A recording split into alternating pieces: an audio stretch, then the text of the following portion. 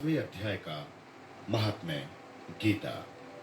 श्री नारायण जी बोले, हे लक्ष्मी जी, अब 7वें अध्याय का महात्म्य सुने।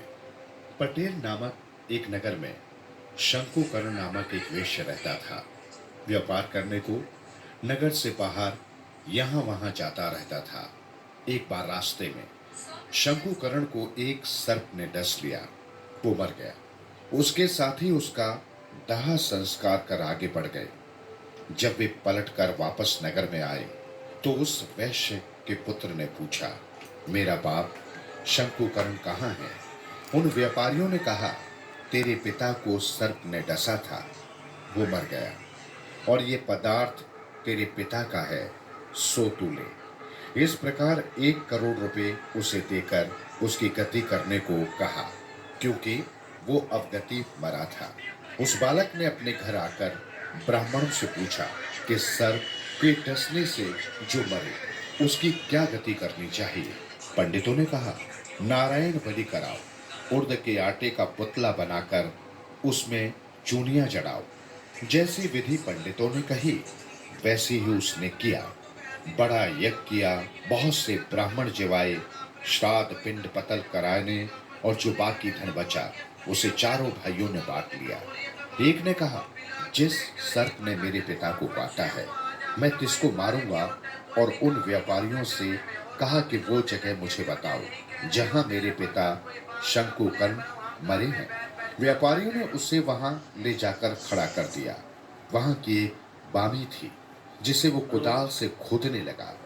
जब छेद बड़ा हुआ तो वहां से एक सर्प निकला। उसने पूछा, तू कौन है? मेरा घर क्यों खोदने लगा है? उस बालक ने कहा, मैं शंकुकर्ण का पुत्र हूँ। जिस सर्प ने मेरे पिता को मारा है मैं उसको मारूंगा।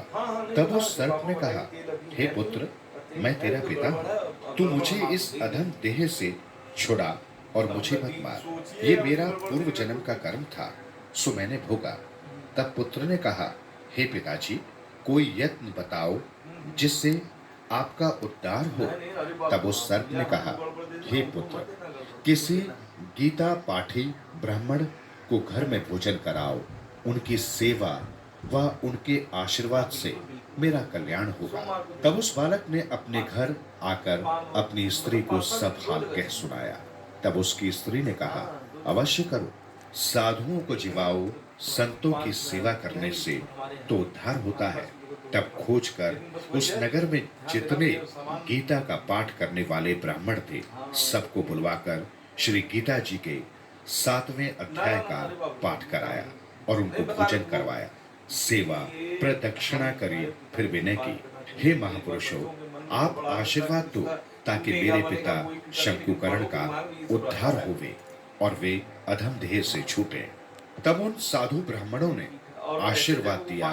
परिणाम स्वरूप तत्काल वो अधम देह से छूटकर देवदेही प्राप्त कर और अपने विमान पर चढ़कर आकाश मार्ग को जाता हुआ अपने पुत्र को धन्य धन्य करता बैकुंठ धाम में जा प्राप्त हुआ।